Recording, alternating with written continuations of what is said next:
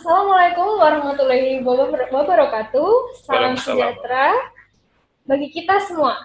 Shalom, namo buddhaya, Om Swastiastu, dan salam kebajikan. Selamat bergabung dalam Meet with Expert bersama saya, Karisa, Miss Jatim Ambassador 2019, selaku moderator pada sore hari ini. Pada hari ini kita akan membahas mengenai melawan COVID-19 dengan pengendalian infeksi. Tentunya kita sudah kedatangan narasumber yang sangat luar biasa, yaitu Dr. Agung Dwi Wahyu Widodo, Magister Sains, Magister Kedokteran Klinik,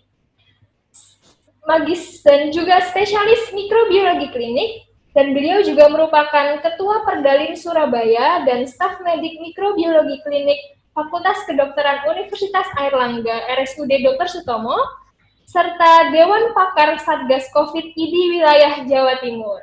Selamat sore, dokter. Selamat sore, Maita. Mungkin dokter Agung bisa memperkenalkan diri, dokter terlebih secara singkat. Ya, Assalamualaikum warahmatullahi wabarakatuh. Salam sejahtera untuk kita semua. Selamat sore.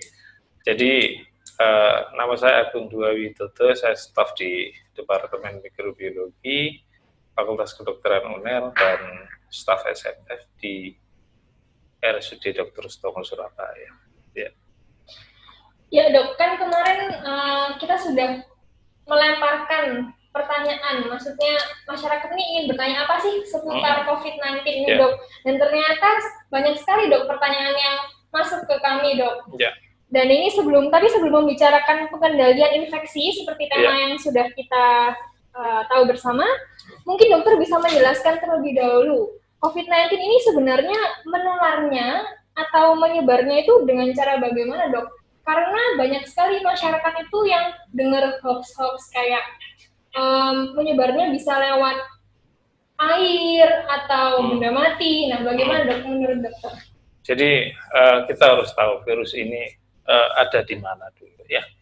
Jadi setelah dilacak oleh beberapa ahli dan ilmuwan, ada beberapa cara penularan yang sangat penting ya. Dulu awalnya cara penularan pertama kali yang ditemukan oleh para ahli adalah virus ini menular lewat droplet ya. Jadi percikan ludah itu yang pertama. Kemudian berikutnya droplet ini bisa menempel pada benda-benda mati itu ya lewat kontak secara langsung dengan penderita ya. Terus kemudian secara tidak langsung dengan benda-benda yang dipegang oleh penderita itu kita bisa tertular.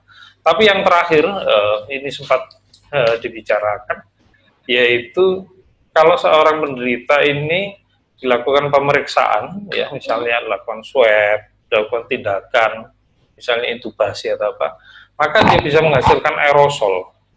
Nah, aerosol ini lebih kecil, jadi aerosol ini tidak menyebabkan droplet, tapi dia akan menyebabkan penularan semacam airborne. Jadi dia lebih jauh. Kalau droplet ini mungkin kurang dari 1 meter, ya.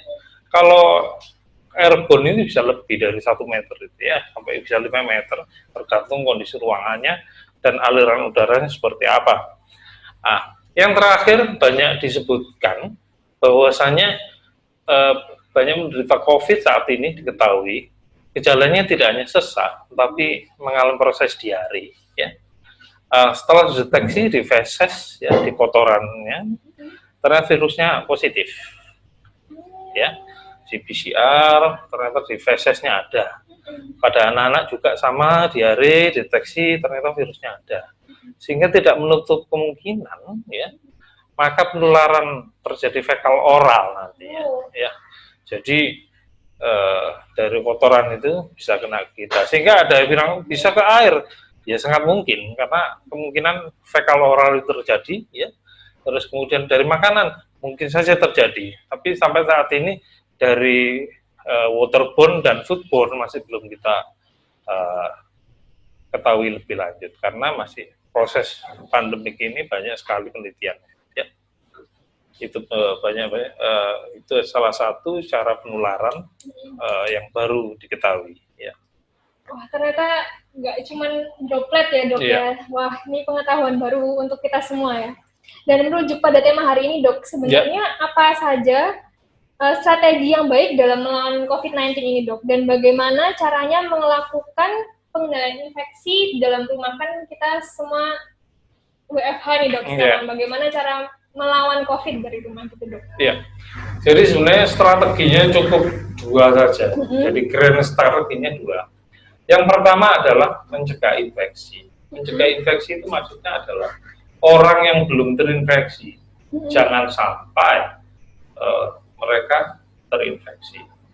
Jadi usahakan mereka menjaga jarak, ya, kemudian cuci tangan, kemudian pakai masker. Ini tujuannya adalah mencegah supaya tidak terinfeksi. Jadi orang yang sehat tidak terinfeksi. Ya. Strategi yang kedua adalah orang yang sudah sakit, mereka tidak menularkan kepada yang lain, ya. Jadi mencegah transmisi. Nah, proses ini harus dilakukan, ya, supaya tidak banyak orang yang tertular. Karena kita ketahui COVID menyebarnya sangat cepat, ya, sehingga satu orang bisa menyebarkan bisa satu kampung. Ya. Itu terjadi. Sebelumnya, pendahulunya SARS itu terkenal dengan super spreader. Jadi satu orang bisa menyebarkan lebih dari satu, dua orang, lebih dari itu, dan bisa banyak orang. Nah sekarang kita ketahui ini juga super spreader juga, karena dalam beberapa klaster kita ketahui satu orang positif bisa nyebar kemana-mana. Ya. Prinsipnya sebenarnya, prinsip dari ini pengendalian infeksi ini adalah mencegah mereka tertular, ya. Terus kemudian yang pertama tadi mencegah supaya tidak yang sudah tertular tidak menyebarkan ya dok. Ya. Ya, oke.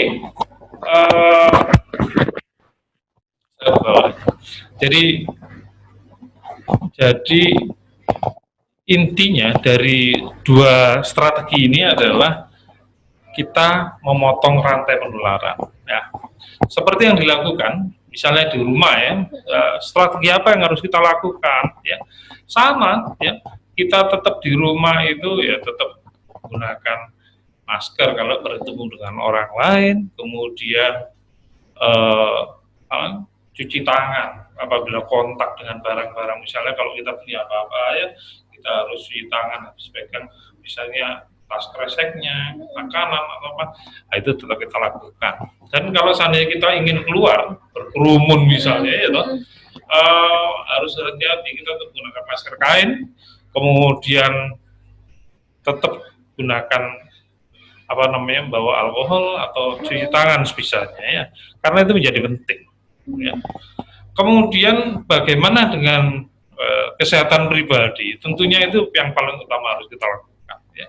Kita harus jaga kondisi fisik, tetap sehat, makan nutrisi yang baik, kemudian jangan lupa ya, istirahat secukupnya, olahraga yang ya kira seimbang sesuai dengan apa yang bisa kita lakukan.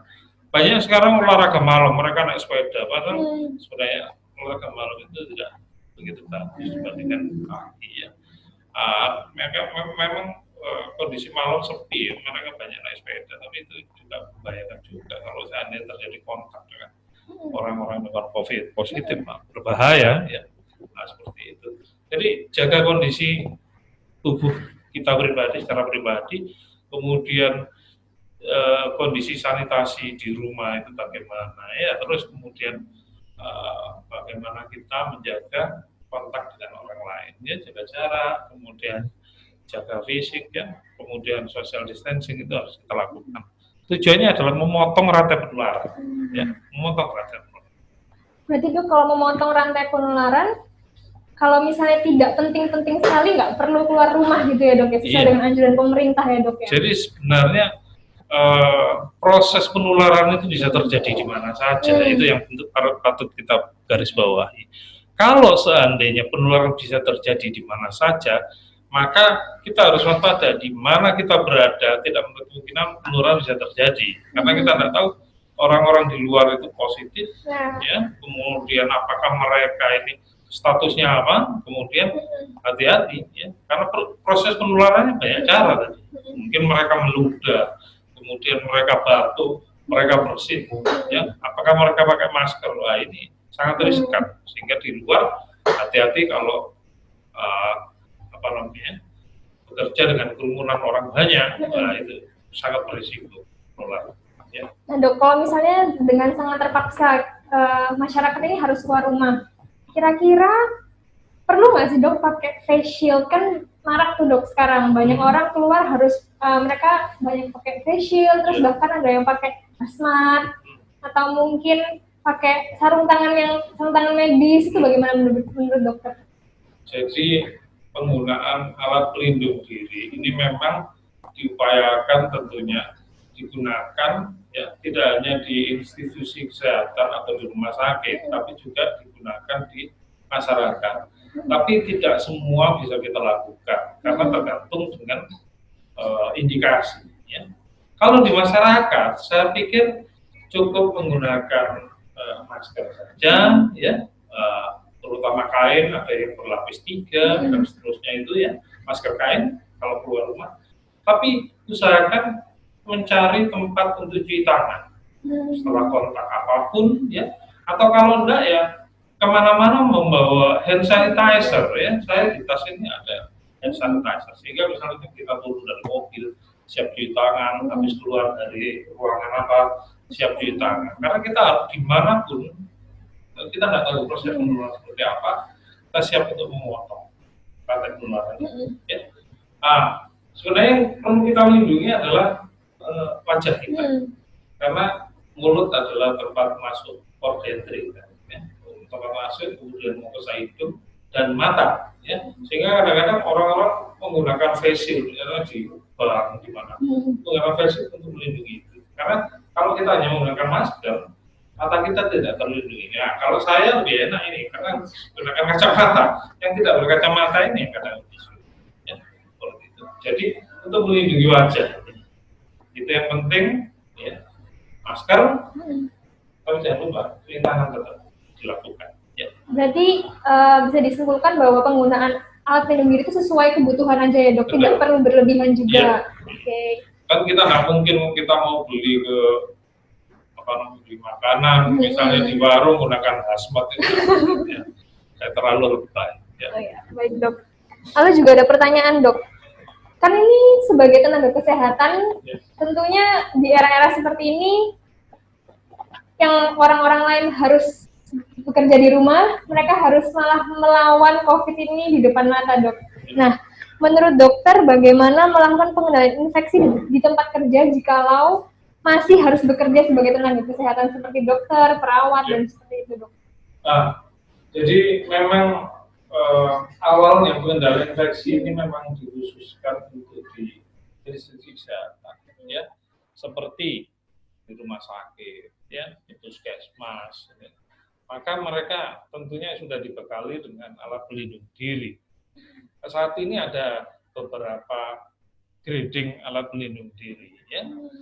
Misalnya kalau hanya kerjanya hanya di depan, di front office, ya, maka cukup dengan masker dan sarung tangan saja, ya, atau face shield kalau ingin melindungi wajah, ya.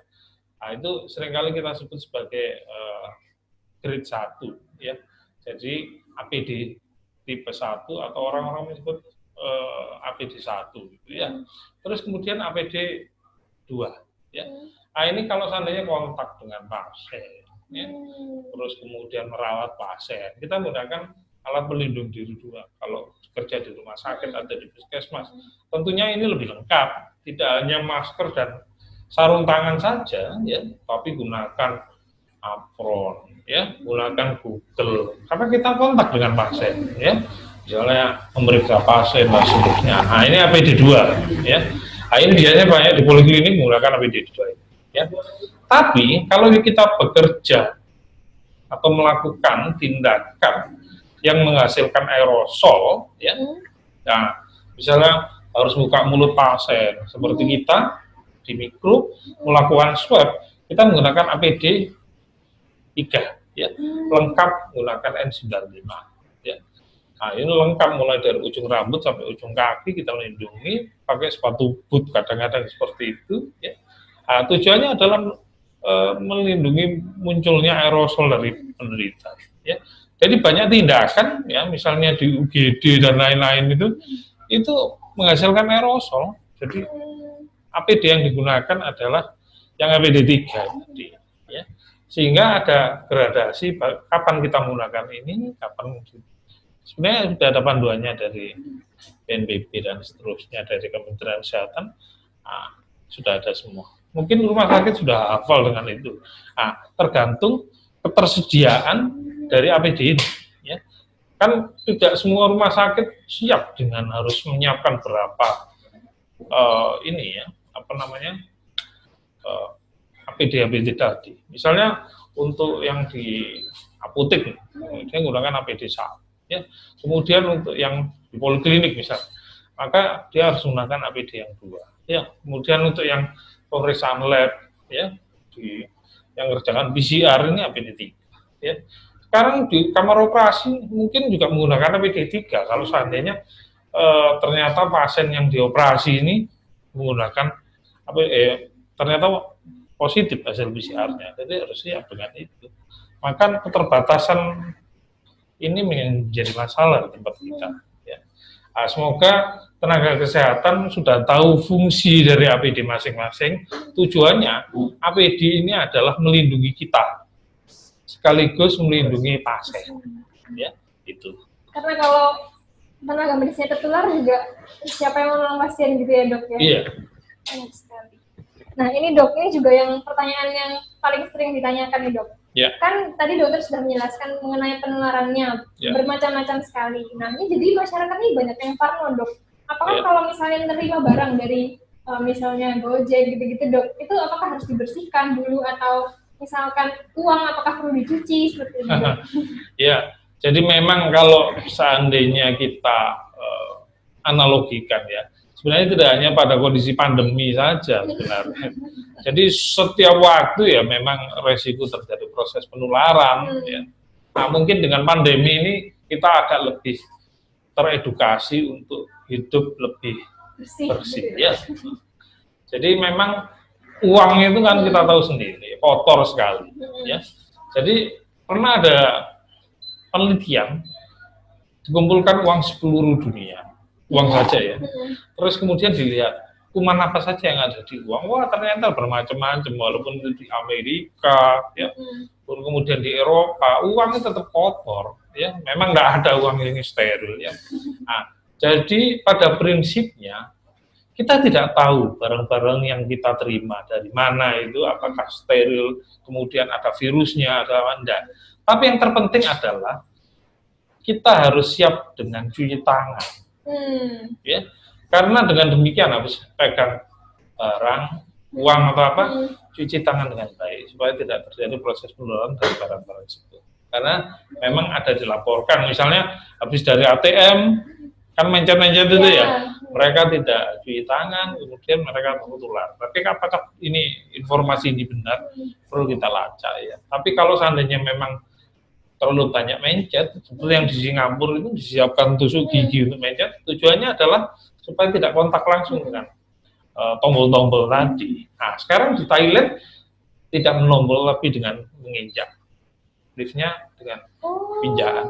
Ya, jadi menghindari kontak karena tangan kita ini habis megang apa ya lupa, tahu-tahu kita buat apa. Kemudian buat makan, buat mengucap mata dan seterusnya bisa tertular. Nah dok, ngomong-ngomong tentang cuci tangan nih dok. Iya. Sebenarnya cuci tangan dengan menggunakan hand sanitizer dan cuci tangan dengan air dan sabun itu lebih bagus yang mana dok? Ataukah sama aja atau tingkat keefektifannya itu gimana sih dok? Iya, jadi tergantung dari indikasi dan ketersediaan. Ya, misalnya kalau di rumah sakit, kapan kita harus menggunakan air mengalir dan sabun? Ya, kapan kita menggunakan hand sanitizer? Biasanya kita nyebutkan hand rub kalau di rumah sakit. Kalau hand rub itu kita butuhnya cepat. Ya, maksudnya adalah cuci tangan dalam waktu yang cepat, kemudian tidak lama, ya sekitar 30 detik lah, itu kita sudah selesai. Dan kerja alkohol biasanya 1 menit. 1 menit. 1 menit, ya. Kemudian untuk sabun. Sabun ini kan kita harus gunakan tidak hanya sabun sendiri ya, tapi dengan menggunakan air yang mengalir tentunya. Nah, air mengalir inilah yang perlu kita butuhkan untuk menggunakan sabun itu. Prinsipnya sebenarnya sama efektifnya, cuma cara kerjanya berbeda. Ya, tapi kalau seandainya kita gunakan air mengalir itu kalau merasa tangan kita ini sudah kotor, terkena percikan, terkena apa, baru kita gunakan ini. Tidak boleh kita gunakan alkohol, tapi kita gunakan air mengalir. Tujuannya apa? Untuk menghilangkan. Kalau alkohol kan hanya kita bersihkan aja dalam waktu sekejap. Jadi tergantung indikasi, tergantung keberadaan. Kalau misalnya kita ingin cuci tangan menggunakan alkohol, tapi kalau alkoholnya tidak ada, masa kita harus nunggu ya? Nah, adanya sabun, ya sudah kita gunakan sabun.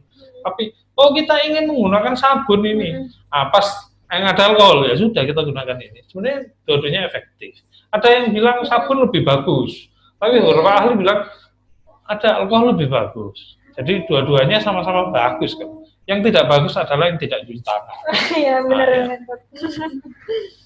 Nah dok, ini menanggapi yang lagi panas-panasnya sekarang dok, mengenai new normal dok. Ya. Nah, menanggapi soal new normal ini yang akan dihadapi, bagaimana pendapat dokter mengenai ini dan apa saran yang bisa dokter berikan untuk mempersiapkan masyarakat dalam menghadapi new normal ini? Iya. Jadi sebenarnya kita kembalikan lagi pada istilah new normal itu ya. Kita sebelum terjadi pandemi, kita ini adalah pada kondisi normal ya. Kemudian dengan adanya pandemi, kita diminta untuk menyetujui new normal itu. Jadi sebenarnya new normal ini adalah sesuatu yang tidak sama dengan old normal ya, old normal kan itu. Nah, old normal kita bisa pergi kemana saja tanpa adanya aturan main ini. Maka kalau seandainya kita menggunakan istilah new normal, maka kita harus siap dengan bermacam-macam kriteria yang ketat di bidang kesehatan tentunya. Karena sebenarnya pandemi ini urusannya adalah urusan kesehatan, fokusnya loh ya. Tapi implikasi efeknya sampai mulai dari ekonomi sampai politik dan seterusnya. Tapi kalau menggunakan aturan di bidang kesehatan, kita harus siap gunakan masker, ya, kemudian cuci tangan, ya, kemudian mencet kalau misalnya kita ke mall itu harus siap itu dengan perubahan macam-macam itu ya, yang biasanya dipencet sekarang diinjak ya, dan seterusnya. Maka perubahan ini yang harus disiapkan, tidak hanya kita yang harus siap ya, tapi kondisi di masyarakat juga harus disiapkan. Tapi sebenarnya kalau kita lihat ya, normal tidak sama dengan new normal. Karena apa? Kita pada kondisi new normal kita sudah mendapatkan pandemi, ya. Nah, efeknya sebenarnya tidak bagus juga, karena apa?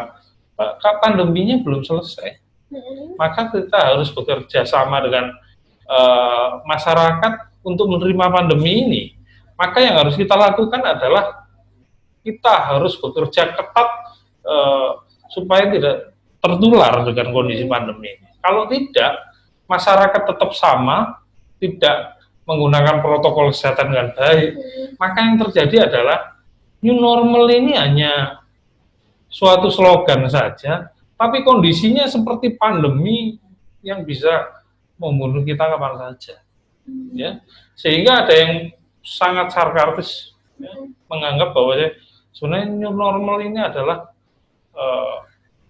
suatu hal yang bunuh diri, ya, sesuatu yang menjadi bunuh diri. Karena apa? Kita tidak siap.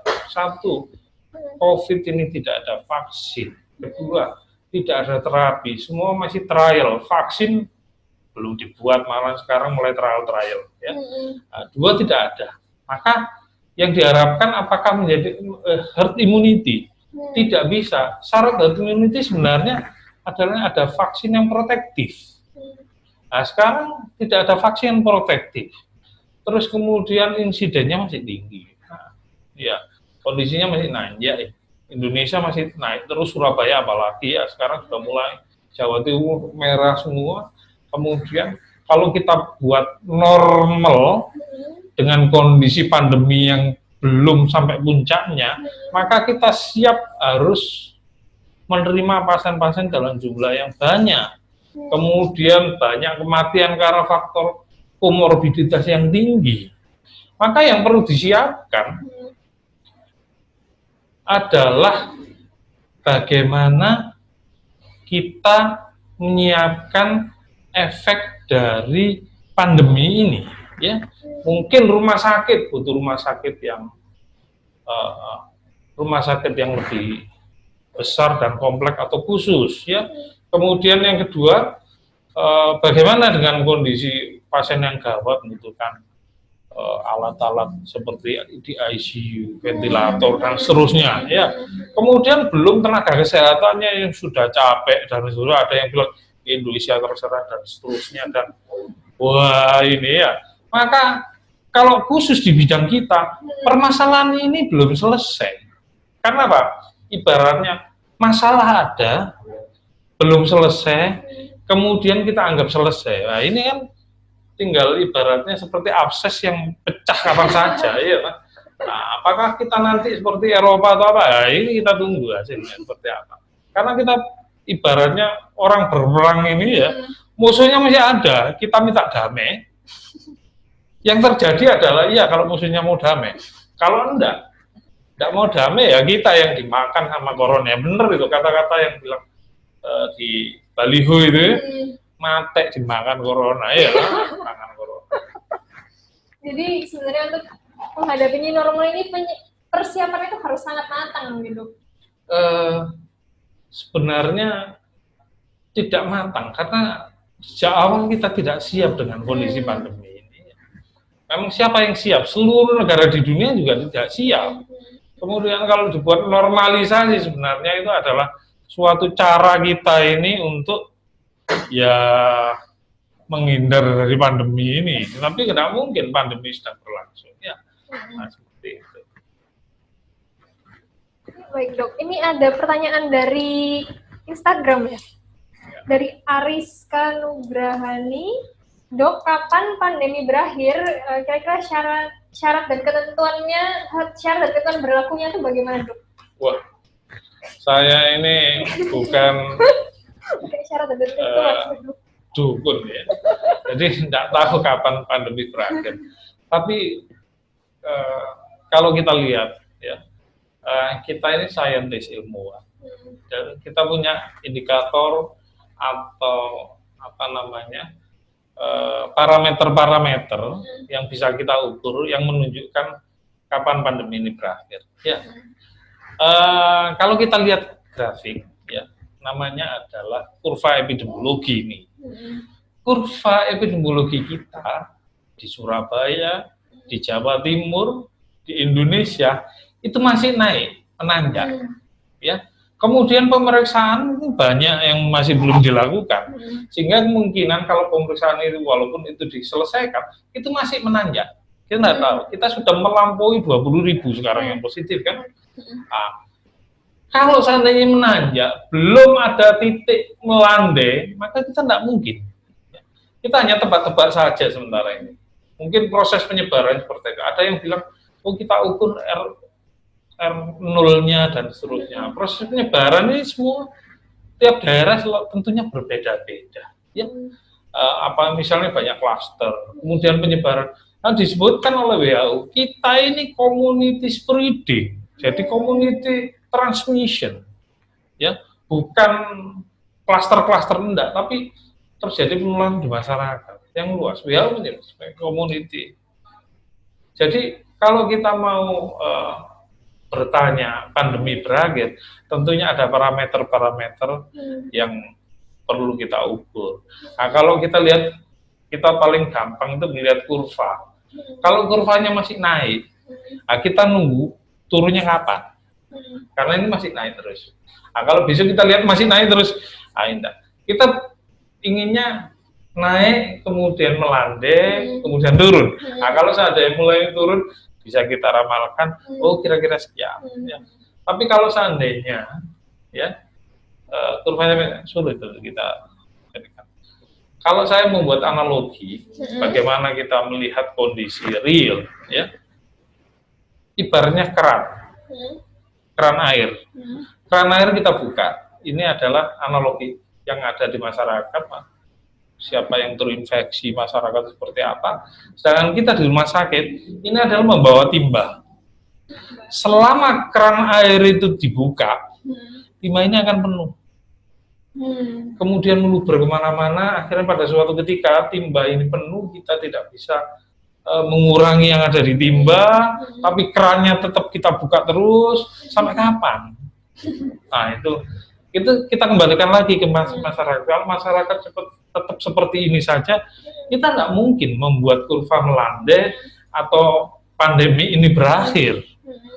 Jadi ya sulit untuk kita selesaikan pandemi ini, ya. Mungkin itu, Clarissa. Jadi sebenarnya kalau untuk sekarang, karena melihat grafik itu ya dok, belum bisa disimpulkan dok. Iya, kapan? Karena terakhir tadi saya lihat di WHO Indonesia masih naik ya. Terus kemudian ada menurun sedikit, tapi nggak tahu menurun ini apakah dari negara lain, apakah Indonesia? Indonesia perasaan ya masih naik. Ya.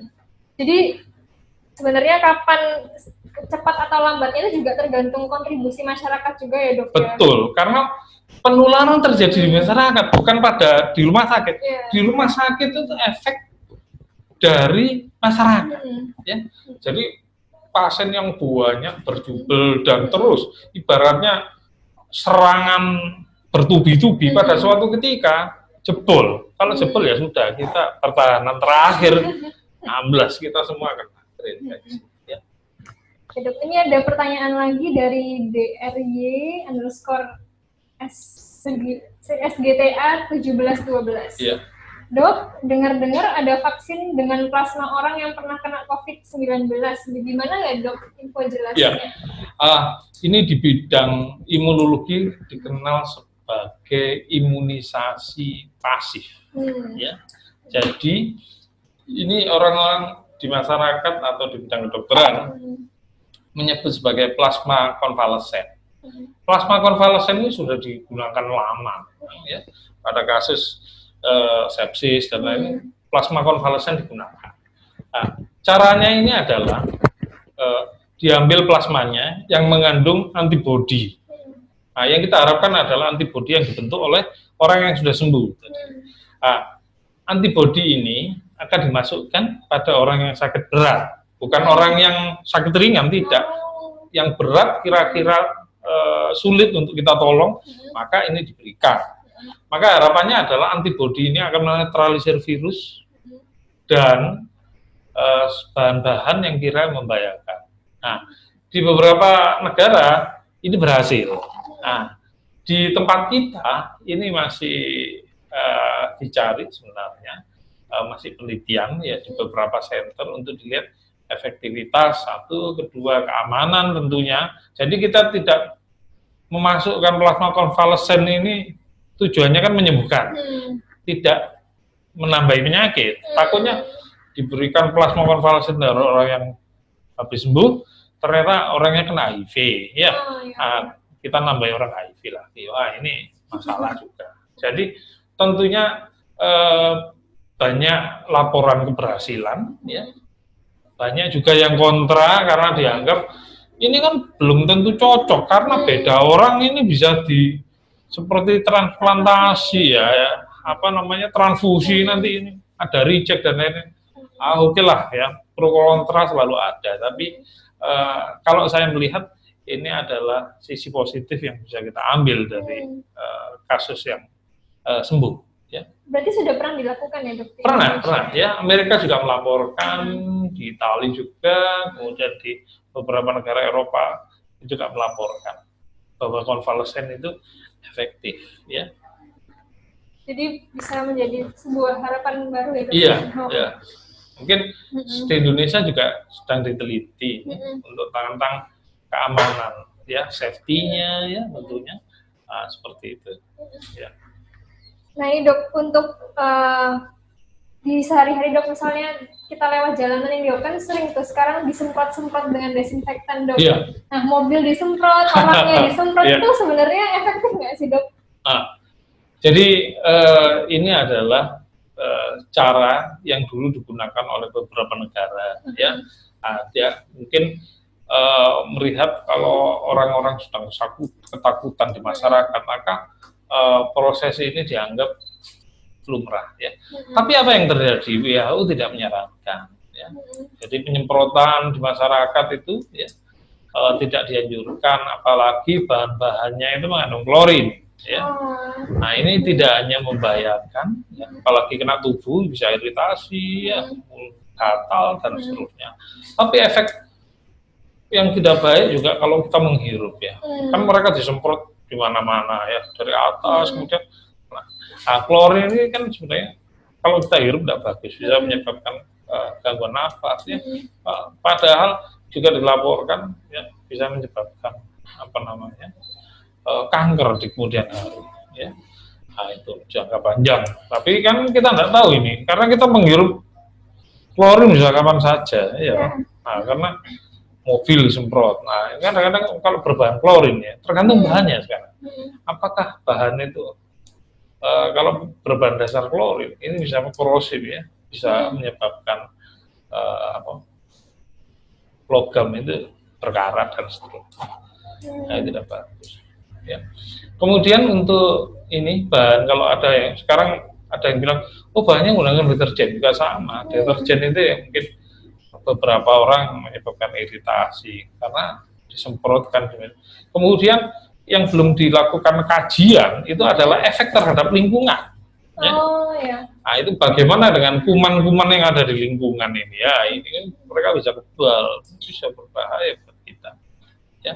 Padahal kita juga menemukan virus corona ini kita temukan di tempat pembuangan sampah juga, pembuangan air, limbah dan seterusnya, karena mungkin mereka terbawa juga. Nah ini kalau saya dikasih deterjen, ya, suatu ketika dia bisa kebal dan seterusnya. Kuman-kumannya juga kebal, apakah virusnya juga ikut kebal, ya, itu tergantung dari penelitian atau studi lebih lanjut di bidang lingkungan. Selama ini kan belum ada studinya, ya.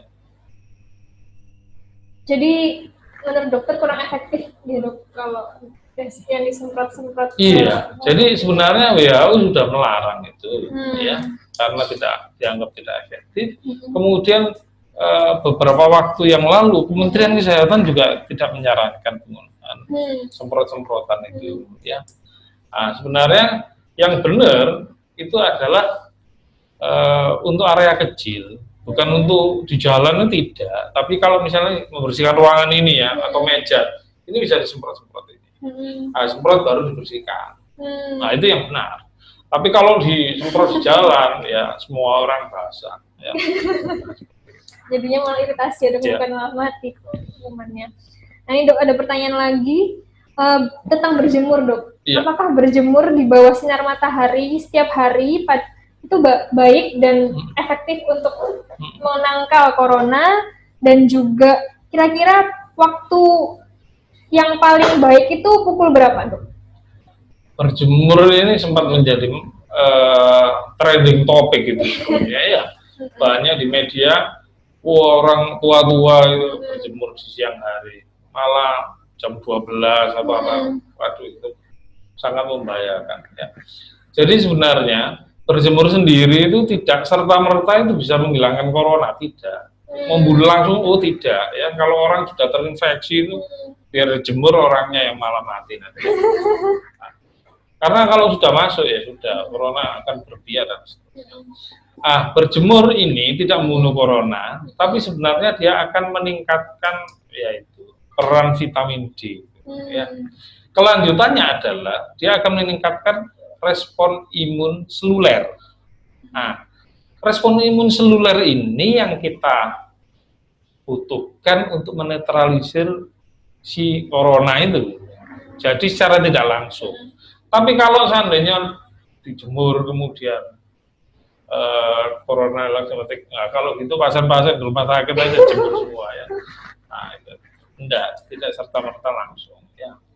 Nah, ini mekanisme lebih panjang sebenarnya seperti itu ya. Jadi jamnya sebenarnya yang diharapkan adalah pada saat ultraviolet yang aman ya. Lebih pagi, sekitar jam 8 sampai jam 9, itu ada informasi jam 11 sampai jam 1, jam 2, orangnya gosong, akhirnya, ya. Nah, seperti itu. Jadi, menggunakan jam ultraviolet yang efektif, yang memang kita butuhkan, ya, untuk meningkatkan itu, respon imunnya itu. Ya.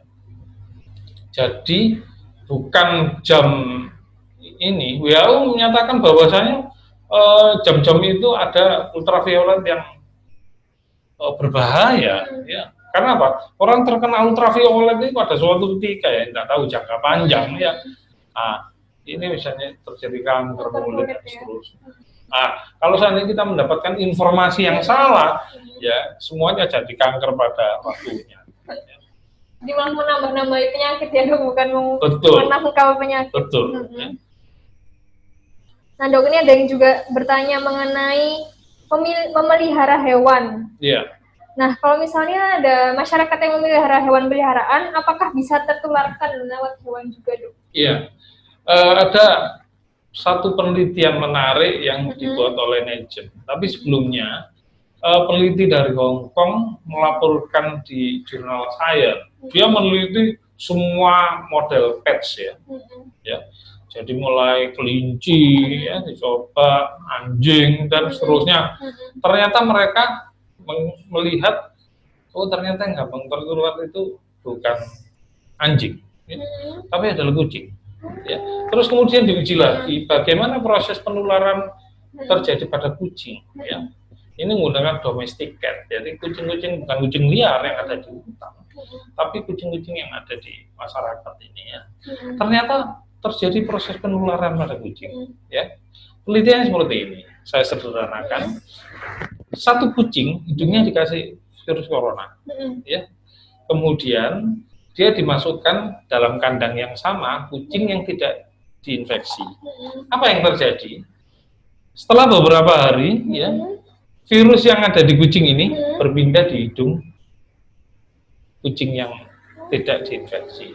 Nah, kemudian diulangi lagi, ya. Apakah itu memang sengaja karena makan bareng terkontaminasi di tempat makannya? Setelah diuji berapa kali ternyata, menular. Jadi dari hidung kucing yang satu berpindah ke hidung kucing yang lain. Sehingga saat ini diketahui hewan yang bisa menularkan corona, ya, golongan kucing, ya. Terus kemudian sebelumnya dilaporkan di New York itu harimaunya itu ya tertular, ya. Kemudian ada hewan yang sering kita gunakan di laboratorium, namanya ferret. Nah, itu gampang tertular. Untuk kemudian ayam, terus kemudian burung-burung, ya, sampai kemudian ke anjing, sampai sekarang belum ada pelaporan. Penelitian sudah ada, tapi tidak dilaporkan dia menularkan corona ini. Sehingga hati-hati yang memelihara kucing, ya, bisa tertular corona. Tapi apakah dari kucing bisa menular ke manusia? Ini masih tentunya bisa, karena apa? Dari benda mati aja bisa ke manusia, apalagi sesama manusia bisa. Ya. Tinggal nanti bagaimana cara terlalu dekat dengan kucing juga tidak bagus. Jadi buat catatan tersendiri ya buat para pemelihara kucing ini ya. Pemelihara kucing, iya. Mungkin kucingnya harus ada mungkin di swab ya, dibandingkan dengan klorin, ya bukan. Ya, dibandingkan biasa dengan deterjen, bukan klorin nanti bulunya brodol. Ya dok. Nah ini ada pertanyaan bagus sekali dok dari Ariska Nugrahani. Nah dok, ini kan vaksin belum ada, apakah bisa membuat antibodi monoklonal untuk virus corona dok? Iya, bisa ya. Banyak dilaporkan di beberapa jurnal ya, sudah dibuat monoklonal antibodi untuk corona, tapi digunakan untuk diagnostik, ya. Tidak digunakan untuk terapi, ya. Jadi digunakan untuk diagnostik. Kalau digunakan diagnostik bagus, ya. Nah, sampai sekarang monoklonal antibody ini banyak juga digunakan untuk terapi, tapi bukan untuk virus coronanya, tapi untuk bahan-bahan yang dihasilkan karena efek infeksi corona. Misalnya reseptornya. Maka reseptornya itu diblok dengan monoklonal antibody. Kemudian sitokinnya kan infeksi corona menghasilkan cytokine storm. Nah, cytokinnya ini akan diinfeksi, ya. Cytokinnya ini akan diblok dengan monoklonal antibody tadi. Ya. Baik, Dok. Nah, ini juga ada, Dok, dari pertanyaan yang baru masuk dari Urtobaya. Bagaimana kemungkinan angka transmisi nanti jika new normal sudah dijalankan? Iya. Sebenarnya kita lihat kalau kondisi misalnya kita anggap ya, proses new normal ini kita lakukan bulan depan.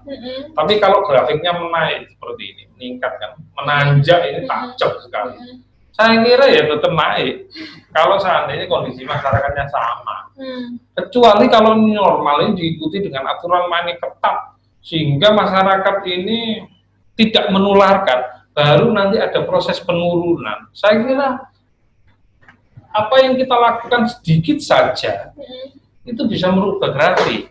Tapi kalau kita tidak melakukan apapun, contoh kita anggap biasa, biarkan aja apa adanya, kita menunggu herd immunity, ya grafiknya akan naik terus, ya. Saya kira tidak ada gunanya.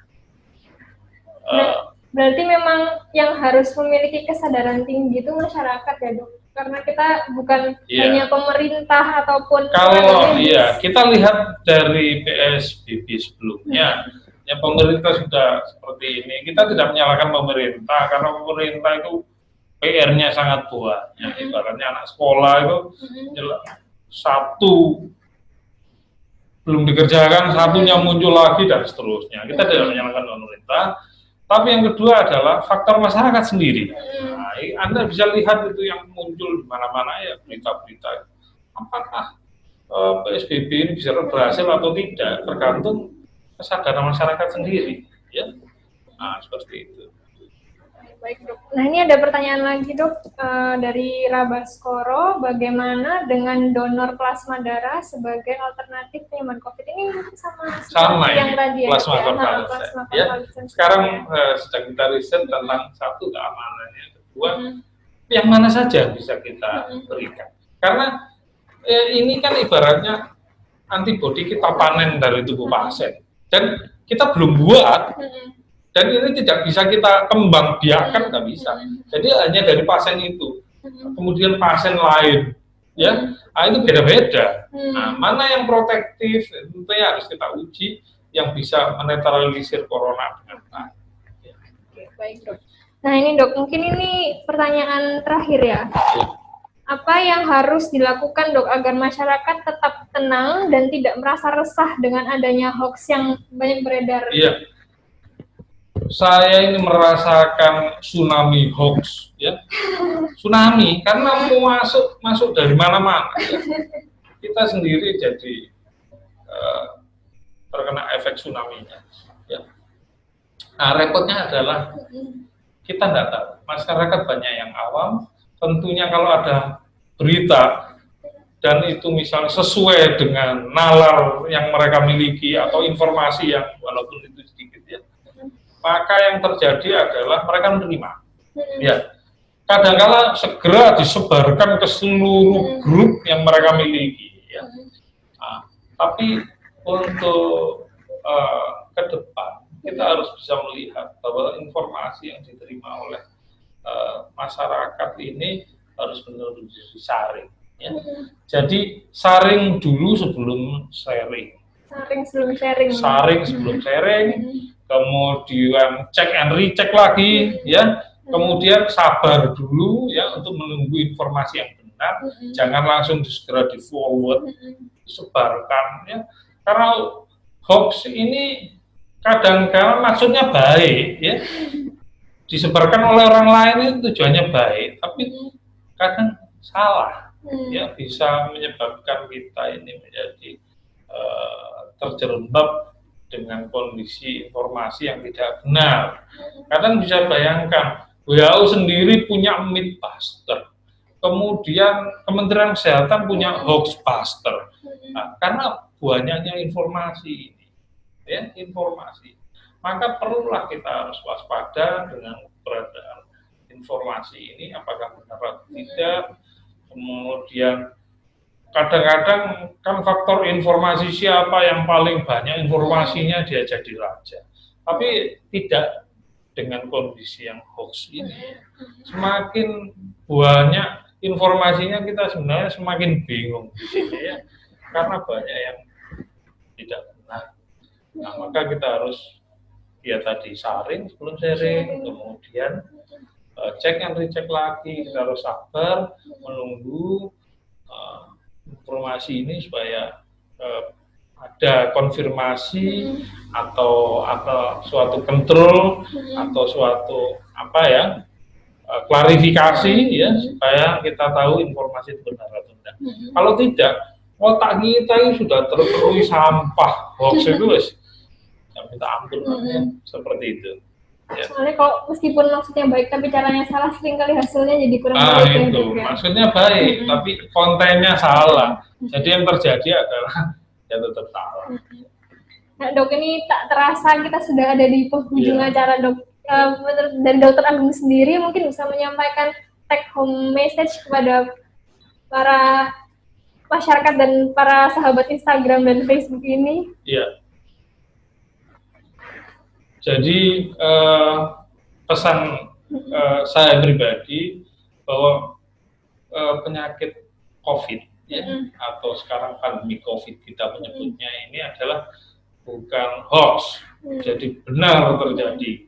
Kita merawat ratusan hingga ribuan pasien sekarang, ya, di rumah sakit, dan banyak sekali pasien-pasien dengan kondisi komorbiditas, ya, jadi seperti darah tinggi, ya, diabetes dan sebagainya, ini memperberat kondisinya, ya.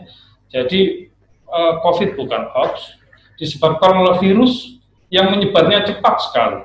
Tapi ya alhamdulillah kita bisa memanage virus ini dengan cara yaitu tadi mencegah proses penularannya, mencegah transmisinya, memotong rantai penularannya dengan banyak cara, ya. Penularan harus kita cegah supaya kita tidak terinfeksi. Ya. Kemudian yang sudah terinfeksi jangan sampai menyebarkan lebih luas lagi, ya. Dan untuk pribadi jaga kondisi kesehatan pribadi, ya, stay at home, kemudian jaga fit kondisi tubuh supaya fit, ya, dari nutrisi, istirahat cukup, ya, kemudian olahraga seperlunya, ya. Nah, seperti itu, izin pribadi dan sanitasi perlu, ya. Kemudian di masyarakat, tetap Anda harus menggunakan masker, kain, ya, rangkap 3 itu maksudnya kainnya, ya, bukan maskernya. Terus kemudian tetap cuci tangan, ya, jaga jarak, ya. Kemudian yang terpenting lagi di masyarakat, jauhi kerumunan, ya. Sekarang pasar, pabrik itu menjadi klaster tersendiri, ya. Jika kerumunan itu beresiko proses penularan. Dan yang terpenting untuk yang di rumah sakit, ya, gunakan APD dengan benar, karena itu adalah salah satu cara kita untuk mencegah proses penularan virus corona, ya. Itu yang bisa saya sampaikan. Ya. Diskusi yang sangat menarik dan luar biasa bersama Dr. Agung. Gak kerasa loh, Dok, sudah hampir 1 jam kita ngobrol-ngobrol. Dan yang pastinya COVID ini bukan, kita tidak boleh saling menyalahkan, ya, Dok, ya. Tapi kita harus sama-sama bergandengan tangan untuk sama-sama melawan COVID-19 ini supaya segera selesai, gitu, ya, Dok. Ya, mungkin sekian dari kami. Terima kasih banyak Dr. Agung atas waktu dan penjelasan yang sangat menarik dan tentunya sangat bermanfaat bagi kita semua. Saya selaku moderator undur diri, mohon maaf jika ada salah kata. Wassalamualaikum warahmatullahi wabarakatuh. Waalaikumsalam warahmatullahi wabarakatuh.